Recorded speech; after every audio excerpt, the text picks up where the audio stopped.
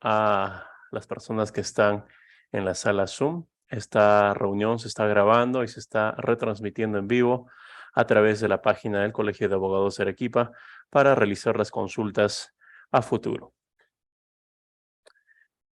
Presentamos a continuación a los doctores quienes van a estar a cargo de la mesa redonda. Vamos a contar con la participación del doctor José Pavlov Valdivia Reynoso. Él es abogado con 25 años de experiencia profesional, maestro en Derecho por el Tecnológico de Monterrey, México, posgraduado en Derecho Empresarial por el ISFX y la Universidad Católica de Santa María, docente e investigador jurídico, docente de la Academia de la Magistratura, docente del ITESO Universidad Jesuita de Guadalajara, Jalisco, México. Ha sido docente de varias universidades mexicanas y peruanas, socio principal del estudio jurídico BR Abogados Asociados Consultores. Ha sido también autor de diversos libros sobre pedagogía y didáctica jurídica. Actualmente él también se desempeña como miembro del REDALIC de la Facultad de Derecho de Atacama, Chile, productor ejecutivo y licenciatario para TEDx Characato y TEDx Internacional. De igual forma, también vamos a tener la participación del doctor Gilmar Andía, socio fundador de la firma Lexstratega, consultoría y litigio en penal económico, abogado por la Universidad Nacional de San Agustín de Arequipa, con estudios de maestría en Derecho en Ciencias Penales por la Universidad Nacional Mayor de San Marcos, con más de 16 años de experiencia profesional especializada en materia penal, con especial énfasis en penal, empresarial, económico y criminal compliance en el ámbito privado y público. Queremos también darles a conocer que el doctor Gilmar Andía en los últimos años ha ocupado el cargo de viceministro de Justicia, además de ser asesor principal del equipo de asesores del Gabinete de Asesores del Ministerio de Justicia y Derechos Humanos y asesor principal del despacho ministerial, habiendo integrado y dirigido los equipos técnicos a cargo de la elaboración y formulación de las principales iniciativas legales en materia penal que se han impulsado a nivel del Poder Ejecutivo y Legislativo en los últimos 6 años. En especial, la elaboración del reglamento de la Ley 30.424 que regula los modelos o programas de Criminal Compliance con especial énfasis en lavado de activos, extinción de dominio, responsabilidad de personas jurídicas y compliance, corrupción de funcionarios y privada, entre otras. Damos entonces una cordial y cálida bienvenida a nuestros dos expositores, quienes van a estar a cargo de esta mesa redonda. Doctor José Pavlov Valdivia Reynoso, doctor Gilmar Andía, muy buenas noches. Los dejamos en el uso de la palabra. Bien, muy buenas noches y gracias por la invitación. Nada más, ¿cuánto tiempo tenemos? Porque son las 9:20 para esta mesa redonda.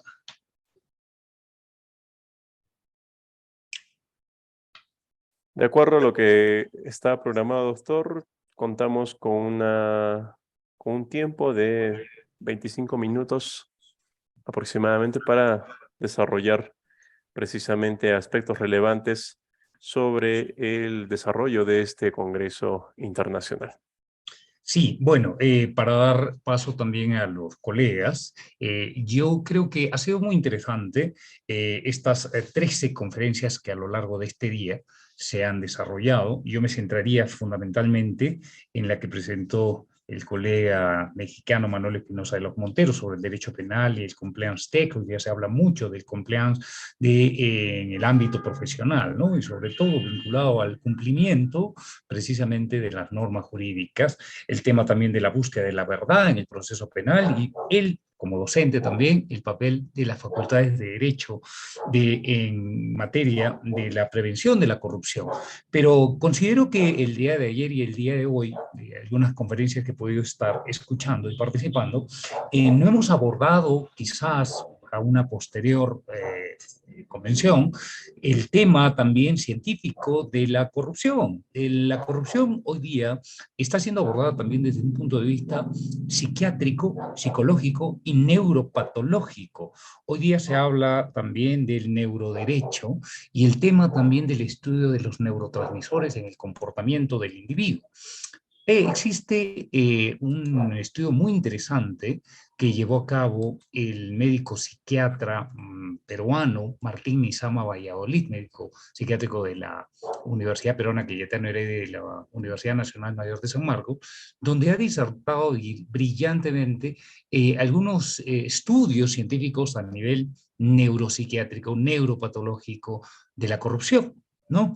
Y pues bueno, hace también una síntesis muy interesante desde haciendo una paráfrasis de lo que Alfonso Quirós llamó en su libro La historia de la corrupción, ¿no? Desde el Tahuantinsuyo en adelante.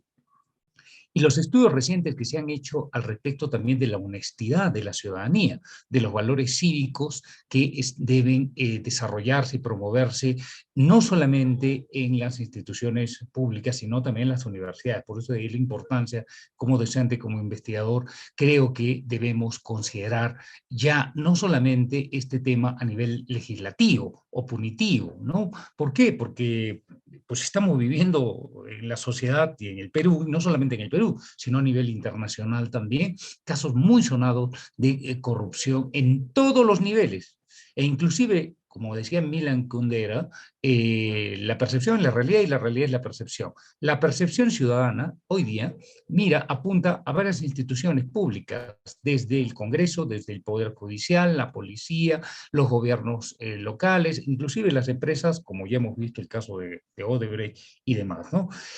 ¿Y cómo erradicar esto? ¿Cómo, diríamos, paliar el tema de la sociedad? Hay un estudio que se hizo para ir terminando un poco mi participación así muy apretada, que se hizo en el año 2018 acerca de la honestidad en la ciudadanía. Se sometió a 38, 39 países a un experimento, ¿no?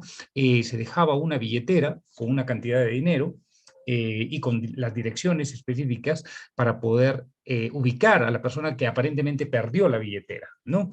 Y tristemente, dos países latinoamericanos, digamos, brillaban por un 50 y 55% de omisión en la entrega de la billetera a su dueño, es decir, México y Perú. No, tenemos una población no solamente a nivel de funcionarios públicos y no solamente a nivel de las instituciones corruptas, sino también de la ciudadanía.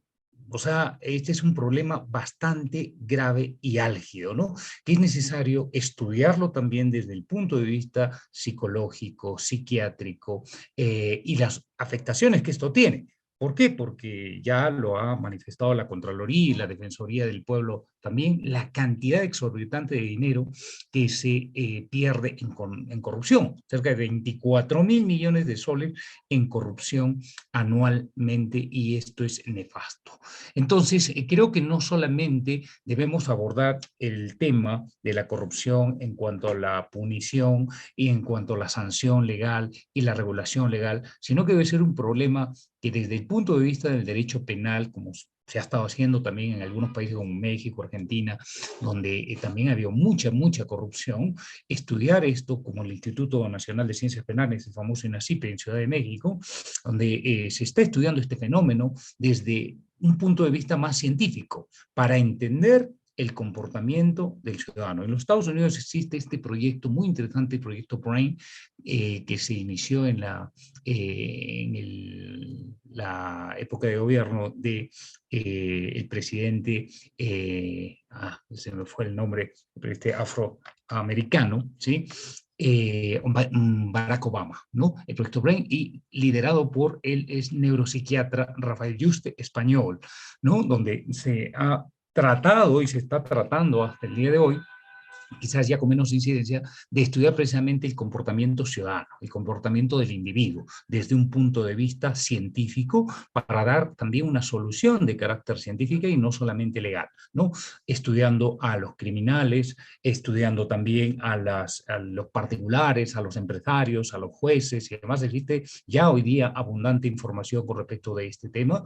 Y Philip Zimbardo, también un psiquiatra norteamericano, en su libro, que lo recomiendo, el efecto Satanás, el efecto Lucifer, perdón, es el efecto Lucifer, así es el nombre, trata precisamente acerca del estudio del mal y de la corrupción, cómo aparece en diferentes estratos de la sociedad. Entonces, finalmente creo que esto es importante, digamos, enfocarlo, no solamente desde lo legal, desde lo penal, sino también desde un punto de vista científico para poder entender el comportamiento del individuo y sobre todo el del corrupto y del corruptor. Gracias. Muchas gracias, doctor Pavlov. Doctor Girmar, adelante por favor con su participación. Lo escuchamos. Buenas noches a todos y todas los que están el día de hoy conectados en este importante evento. Nuevamente el agradecimiento por poder participar en un evento tan importante en mi tierra. A ver, un resumen del día de ayer, el día de hoy, va en consonancia con lo señalado por el doctor Valdivia. Y es que el derecho penal ha avanzado muchísimo en materia normativa. Sin embargo, la corrupción sigue presente, y es que hay un punto importante desde el aspecto criminológico que no está siendo abordado, y es básicamente cómo vamos a decir, cómo la sociedad acepta o invisibiliza actos y conductas corruptas. Es decir, es un tema estructuralmente complejo, pero que va de la mano totalmente con el tema de educación. Ayer ya lo decía, hoy lo vuelvo a recalcar porque hay temas bastante interesantes que nos han dejado el día de hoy muchos de los ponentes. Sin embargo, todas estas propuestas que podríamos implementarlas, podría el legislativo tratar de adaptarlas y ir en esta línea de seguir normativizando y tratando de poner más regulaciones, ¿no? Como señala el doctor Eduardo Gates, por ejemplo, establecer algunos elementos más objetivos para poder ver el tema de la exención de pena, pese a que existen, ¿no? El decreto legislativo 301 que modificó el Código Procesal Penal, en verdad sí coloca algunos elementos, el tema es si se cumplen o no, pero digamos, podemos seguir en este camino, pero en realidad la solución no es nuevamente el derecho penal únicamente, ¿no? A ver, hay una propuesta, por ejemplo, interesante que el día de hoy me pareció muy importante.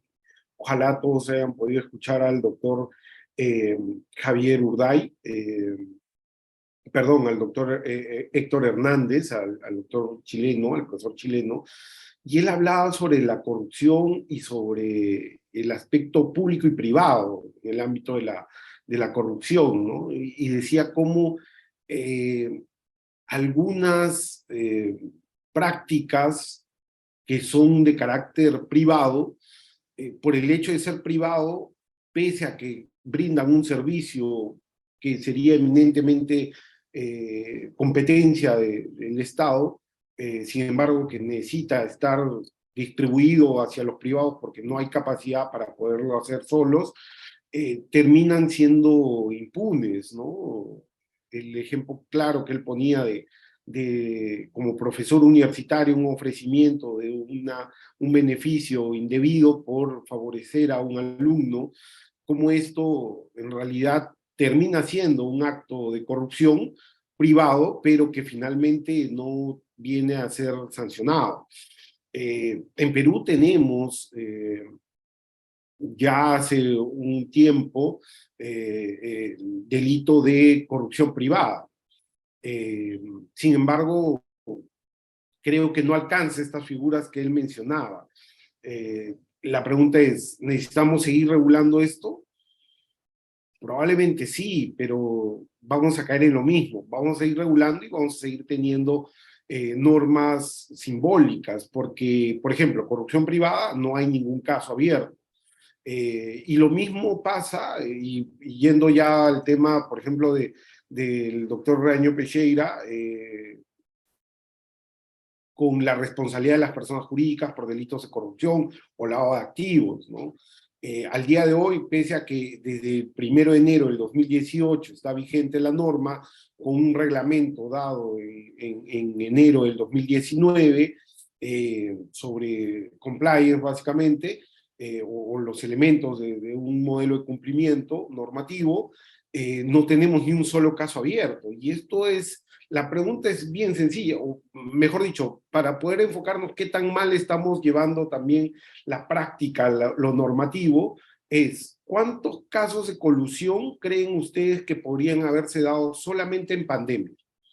¿No? Solo en pandemia ha habido muchísimos casos de colusión con empresas, porque recuerden que hubo muchos temas de aprovisionamiento, es decir, compras estatales para temas de oxígeno, de mascarillas, de equipamiento médico, construcción, obras, etcétera, etcétera.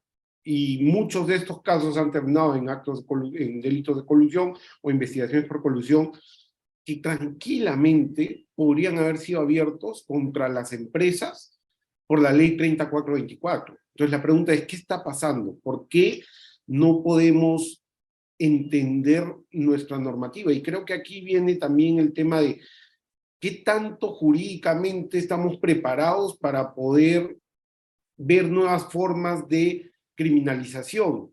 Y con esto voy hacia lo señalado el día de hoy por el doctor Joaquín Misiego, ¿no? La importancia de las facultades de derecho, la importancia de la especialización y la importancia de una debida preparación. En tanto no tengamos profesionales dentro de los aparatos de justicia que cuenten con una debida formación, vamos a caer en saco roto porque finalmente muchas veces terminan aprendiendo en la práctica y esto pasó, el ejemplo claro de esto es con la implementación del nuevo Código Procesal Penal. La implementación del nuevo Código Procesal Penal en el Perú, cada vez que se implementaba en un nuevo distrito judicial, en Arequipa es testigo de ello, cuando se implementaba se hacía un requerimiento muy grande de profesionales para cubrir plazas en fiscalía, por ejemplo. Pero se terminaban los especialistas en derecho penal. Entonces entraban especialistas de otras áreas y han terminado aprendiendo en el camino. Esto, si bien ha ido mejorando, esto termina siendo una situación que no es propicia para el efectivo combate de la delincuencia, y sobre todo de la delincuencia cuando hablamos de la delincuencia de cuello blanco, o cuando hablamos de la delincuencia económica, o cuando hablamos de los delitos de corrupción de funcionarios, porque son altamente especializados, ¿no? Si uno revisa, y esto viendo un poco lo que decía el doctor Roy, uno revisa el reglamento de la ley 3737 que establece las fórmulas para establecer la reparación civil, uno va a ver que es altamente complejo, lo que implica, no quiere decir que el fiscal tenga que aprender todas estas fórmulas y demás, sino lo que implica que la investigación en delitos de corrupción también requiere equipos multidisciplinarios para poder hacer una adecuada persecución. Entonces tenemos una serie de cosas que nos van a llevar a decir de que estamos avanzando, pero necesitamos seguir trabajando en otro aspecto.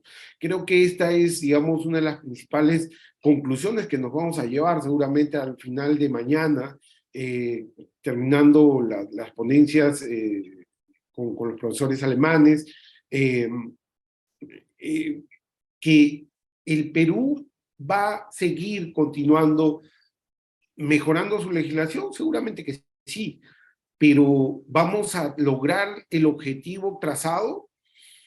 Tenemos una política nacional anticorrupción, tenemos una política nacional de lavado de activos, tenemos una política, políticas de política criminal, me refiero, muy variadas, con lineamientos muy bien trabajados y más, pero finalmente no hay un tema de presupuestal que se asigne a las entidades que tienen que ejercer estas funciones. Los equipos, por ejemplo, de fiscalía, el sistema o el subsistema especializado de corrupción de funcionarios muchas veces carece de las capacidades necesarias para poder hacer este combate, ¿no? Entonces, si bien hoy ha sido una sesión bastante buena, digamos, con temas muy diversos y bastante buenos, como por ejemplo la ponencia del profesor español sobre la responsabilidad política y la diferencia con la responsabilidad penal, que es súper interesante porque hoy, el día de hoy en Perú estamos con un tema muy álgido respecto a las altas esferas del poder involucradas en temas penales, pero además que podrían esto conllevar a una responsabilidad política que no está bien asumida. Hay que repensar también esto, ¿no? Hay que repensar si a nivel de responsabilidad política, incluso la penal de los altos funcionarios, deberíamos continuar con el modelo que tenemos. Hay un tema que a mí, por ejemplo, me causa mucha preocupación, como ciudadano lo digo y como profesional del derecho penal, y está relacionada básicamente al tema de las acusaciones constitucionales por delitos de altos funcionarios. Recuerden que una acusación constitucional ingresa al Congreso de la República y luego de que esta es aprobada, esa acusación constitucional es la que sirve al fiscal de la Nación y luego al fiscal supremo asignado para que formule la investigación preparatoria, o sea, la disposición de investigación preparatoria contra este funcionario. Pero cuando uno revisa muchos de estos casos, las acusaciones constitucionales que terminan siendo aprobadas terminan siendo muy politizadas, porque hay algo que nos falta a nivel del Congreso de la República cuando vemos temas de este tipo, y es la profesionalización de los órganos de apoyo o de las comisiones de apoyo del Congreso de la República. ¿Qué quiero decir con esto? Y esta es una propuesta que en verdad creo que es la primera vez que la lanzo en una ponencia o en una presentación, y es que lamentablemente, y aquí viene un tema vinculado a la politización de la justicia, todas las comisiones del Congreso, dependiendo del año, terminan obedeciendo a la línea política del que preside o del partido político que preside esa comisión política, esa comisión. Entonces, si tenemos una comisión de acusaciones constitucionales, esta comisión está liderada por algún representante de un partido político. Los que integran la comisión suelen ser gente que está vinculada a este partido político. Pueden ser profesionales altamente capacitados, pero el problema está a que si realmente el trabajo y el análisis que se hace de las denuncias constitucionales de altos funcionarios obedece en realidad a las cuestiones técnicas o obedece a las cuestiones políticas del momento. Un ejemplo claro de esto es la acusación constitucional por traición a la patria. Desde un plano netamente objetivo, vamos a ver que esa acusación constitucional no tiene elementos suficientes para poder decir de que constituye un delito de traición a la patria. No obstante, ha logrado pasar la valla. Entonces, cuando yo hablo de la profesionalización y especialización de las comisiones, es que creo que nos falta una línea de carrera clara en el Congreso de la República, y yo creo que esto no va a pasar nunca, porque en verdad no creo que sea una idea que gane adeptos, sobre todo a ese nivel, pero ¿qué permitiría esto? Que tengamos personas que ingresan por meritocracia y que en realidad se mantienen en las comisiones y en este cargo, no bajo la óptica de que va a cambiar el presidente de la comisión, sino simplemente porque ellos son trabajadores del Congreso de la República República, que brinda un soporte técnico para los funcionarios, en este caso los congresistas que ejercen la función. Entonces, de este modo podríamos tener, desde mi óptica, creo yo, algún tipo de predictibilidad y seguridad en el manejo de las investigaciones y de las acusaciones constitucionales.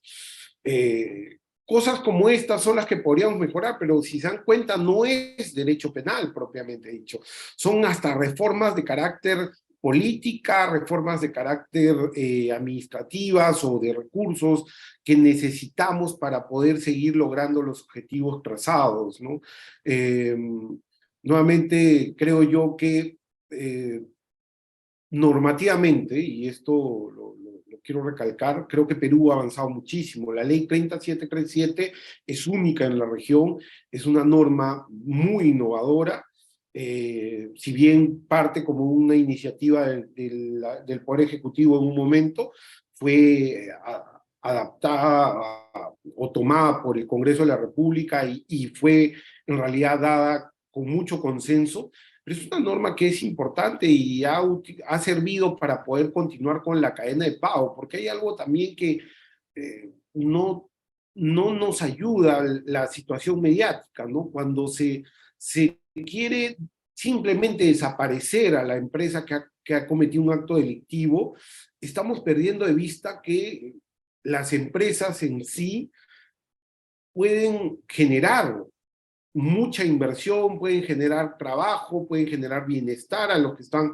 a su alrededor, pero va a depender quién está en la cabeza. Y si esta cabeza está corrompida, obviamente la empresa no va a dar los resultados que necesita la sociedad, pero si por el contrario se toman medidas para que pese a que haya cometido un acto delictivo, esta pueda reconformarse, refundarse y poder seguir brindando estos servicios, creo que eso es algo muy bueno. Sin embargo, esta idea de desaparecerla, de destruirla, es corrupta. Miren, el caso más emblemático, creo yo, de cómo una empresa puede refundarse es el caso Siemens, ¿no?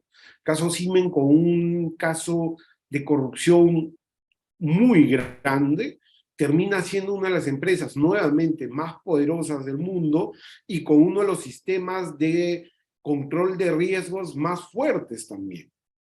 El sistema de compliance de Siemens es uno de los más fuertes del mundo. Pese a ello, sigue teniendo algunos actos de corrupción en algunas de sus matrices, ¿no? Menores, pero aún así sigue siendo una de las empresas que ha logrado darle un vuelco a toda esta situación. Con esto, y aquí hay algo importante, ¿qué es lo que hizo Siemens? Hizo un cambio cultural empresarial. Y ahí es donde deberíamos empezar a apuntar también en Perú. El cambio de una cultura empresarial responsable y que cumpla los mandatos legales.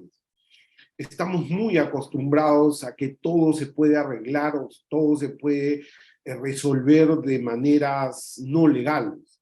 Entonces, esto es lo que deberíamos ir cambiando y creo que estas ponencias de hoy nos han demostrado justamente que necesitamos seguir avanzando, que tenemos muy buenas normativas, que penalmente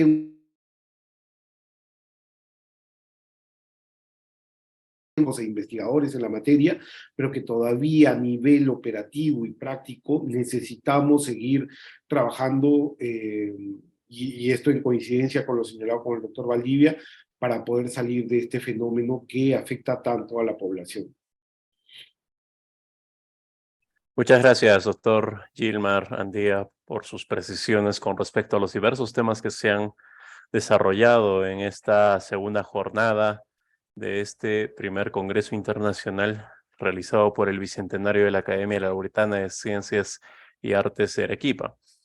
Queríamos también solicitar la intervención de la doctora Mariana Schacher para que nos pueda dar algunas precisiones sobre estos temas que también se han desarrollado el día de hoy. Doctora Mariana, adelante, por favor.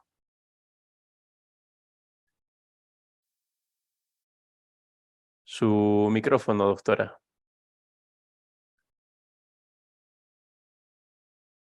Perdón, ahora sí. Muchas gracias. Aquí son las 4 menos cuarto de la mañana en Alemania.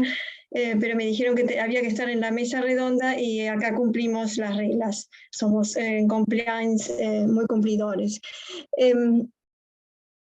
En realidad se me ocurrió que a la pregunta del doctor Gilmar Andía, que hoy me hizo y que fue tan interesante, pero que había poco tiempo, le quería responder un poco. Él preguntó sobre la colaboración eficaz y acerca de si el defensor tendría que intervenir, digamos, en este acuerdo entre el fiscal y el colaborador eficaz, o sea, en estas actividades o estas diligencias previas, pero que en definitiva llevan a decisiones como, por ejemplo, la prisión preventiva allá en Perú. Entonces, obviamente, pienso, de acuerdo a mi concepto, que tendría que la defensa, obviamente, actuar también en esas diligencias previas.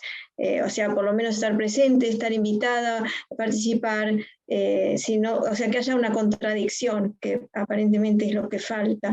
¿Por qué? Porque hay consecuencias. Si fuera solo, digamos, una toma de declaración hecha por el fiscal, también hay que dejar un poco, darle la libertad al fiscal de hacer sus secreteos, como nosotros le llamamos, o hacer sus propias investigaciones. No se puede estar también, digamos, interviniendo y molestando a la justicia en sus investigaciones. Pero esto ya parece demasiado.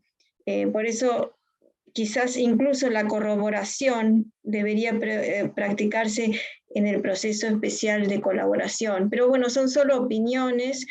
Ustedes van en Perú en una buena dirección y tienen esta figura. En otros países se le llama también, o hay otras figuras como el testigo de la corona, el whistleblower. Claro, ustedes la tienen un poco quizás más reglamentada y con ese tema de la prisión preventiva que parece un poco más grave.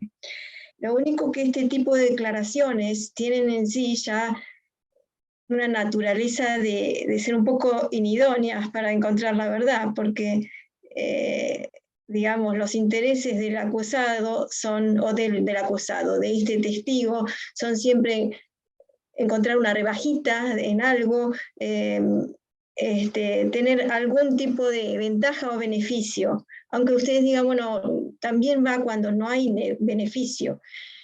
Todo esto del beneficio suena un poco raro de que él tenga que atestiguar. Claro, ustedes tienen esa regla que dice que tiene que estar acompañada por otros elementos de corroboración, eso ayuda mucho. Lo importante es que esos otros elementos de corroboración sean serios, o sea, que no sea otro testigo o un coacusado que también es testigo de la corona o testigo, es un colaborador eficaz o lo que fuera. Bueno, y con esto, no sé, yo no escuché muchas conferencias, por eso no puedo dar mucha opinión y estoy encantada de que el Congreso funcionó muy bien, escuché algunas cosas y me parecieron todas muy interesantes. Muchas gracias. Muchas gracias, doctora Mariana Sager. Queremos también a continuación solicitar la participación del doctor Víctor Alcócer Acosta, quien también ha tenido la disertación de un tema el día de hoy, también en este congreso. Doctor Víctor, adelante, por favor, lo escuchamos.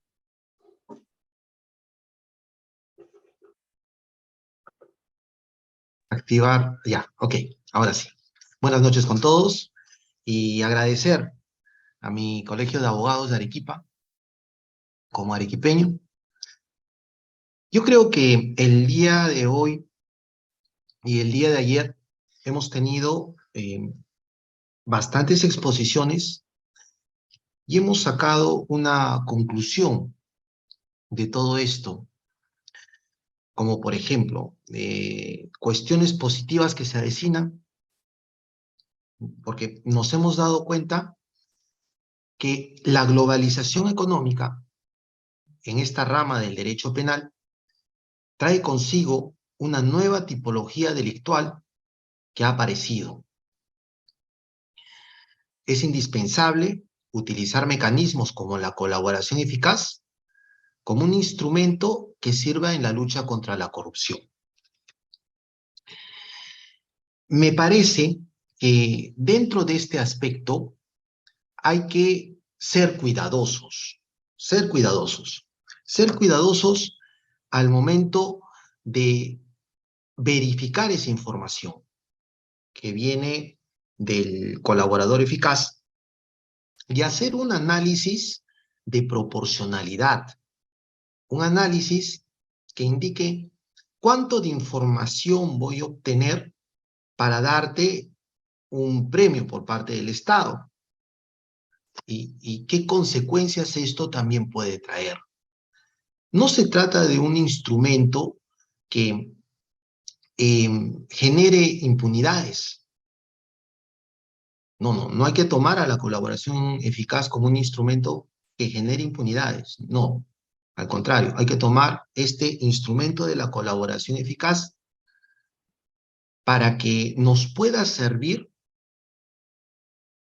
en colaborar con la justicia a una desarticulación de una organización criminal, tanto en sus actividades como en su funcionamiento, identificando a todos sus integrantes.